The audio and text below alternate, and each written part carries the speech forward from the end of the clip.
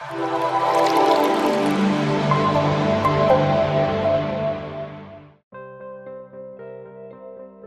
everyone, welcome to Sharmila's Tutelage once again. As always, let me take a moment to thank you for visiting the channel. If you have been liking or if you like my work, please do subscribe and like this video. If you can, please share with other colleagues as well. So this is my second video of the teacher development series, and today I'm going to talk about how to improve your lessons and how to improve your teaching experience and how to earn you a badge of the favorite teacher of your learners. It's very common for us, if we have a lesson plan ready, if we have all our questions and our activities ready, we begin with the class. But I have a small suggestion to make. Why don't you start your class with context setting? Now, what is context setting? Context setting is nothing but a prelude before the music. It's about making learners inquisitive, making learners think critically and look for answers within themselves. This will make your class interesting. This will make learners to feel interested and feel confident and give them a psychological feeling of being in charge of their own learning, and that creates a difference. So I'll give you a small example. For pre-primary, say you're going to talk about types of houses. Instead of starting the class with, okay class, let's start learning about types of houses, we can have a small twist. We can start a discussion wherein you ask learners, where do you live? How does your house look like? Or you can show them flashcards. I hope you understand the flashcards are not something that you keep showing. Flashcards are something that you show and you hide. So in a way, you show them flashcards of different types of houses and you can ask them what is common in them, right? And you can have various questions that makes a learner think and guess the right answer. It is about, context setting is about bringing them from their known area to the unknown. So they retrieve their existing knowledge and try guessing the topic. And the moment they guess the topic, you say, bingo, let's start teaching. So this will make the learner psychologically think that, oh, I guessed the topic, so I know it. And they will feel interested in the class.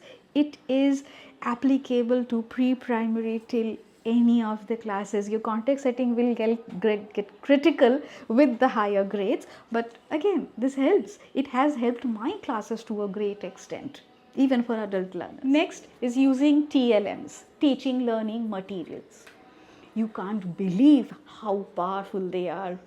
Throughout my teacher training career, I have been telling budding teachers or experienced teachers that why don't you use TLMs? Every teacher feel they want to give a lot of knowledge to their learners and they keep talking. Instead, if you use resources like visual aids, flashcard, posters, models or story cards or anything that helps the learners think, asking them perspective building questions, using TLMs, it will reduce your stress and it will help learners see visually, listen and do something kinesthetically. As you know that there are three types of learners. There are audio learners, auditory learners, visual learners and kinesthetic learners. If you use TLMs, you are actually catering to all the types of learners, making the class even more interesting. And the 21st century teaching skill says that using TLM is a must. The third thing, which is very important, is asking questions. Reducing teacher talk and instead asking more perspective building questions can help you gain their attention. Young learners have very short attention span, like 3 to 5 minutes at a stretch maybe. But if you keep on asking them questions, perspective building questions or some cognitive questions that makes them think critically, will keep them engaged in the classroom. And the more questions you ask, the more they raise hands and answer, they remain engaged in the classroom and they feel interested. If out of 10 questions asked, they get to answer 6 or 7, they feel motivated and it helps them to become a better person ahead. asking questions are important. It is going to lessen your burden. It is going to help them think critically. It is going to make them independent, and it is going to help you become a very good teacher. Set clear expectations. Follow rules. Repeat classroom rules.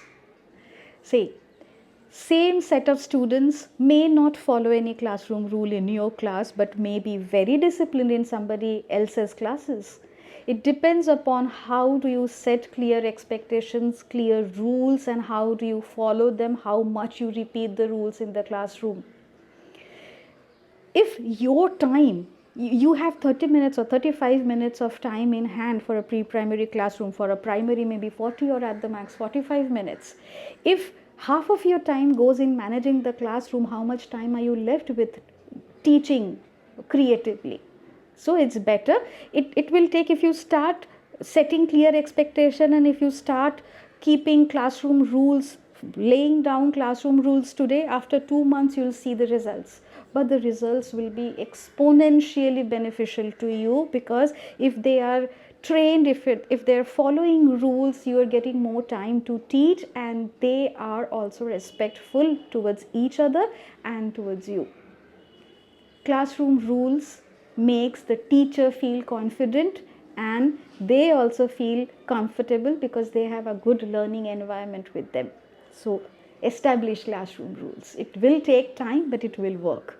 The last point today, I'm going to talk about learning outcomes or learning objectives. Very cliche, very boring, I know. I have seen young teachers to read through, if you have a pre-designed, pre-planned teaching, a lesson plan ready, what you do is that you just see the instructions and you go and start teaching. I would not suggest you to do that.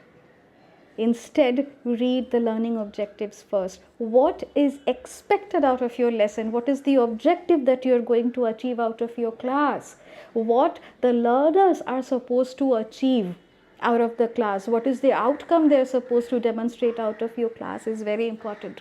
So what you can do instead is read the learning outcomes, or if you are planning your lesson on your own, it is about laying down the learning objectives clearly, so that your teaching is not only confined to what I have to teach, what questions I have to make them write, and what activities or what lessons they are supposed to complete, but it is about how much they have learned, what they have achieved out of today's class. If your focus changes from teaching to achieving learning outcomes, achieving the learning objective, you won't believe it will give you a new vision. It will help you look beyond to whatever you have been doing till date. Try this out. This is my request, this is my suggestion, that for one class at least, you read the learning objectives. For one class at least, read the learning outcomes expected, and plan your lesson and plan your teaching, tweak your teaching accordingly. You will see the difference. This is my guarantee. Thank you so much for watching today's video. I'll come up with another video very soon. Thank you so much for being here till now, and please like, subscribe and share if you think I'm adding value. Thank you so much. Have a great time ahead.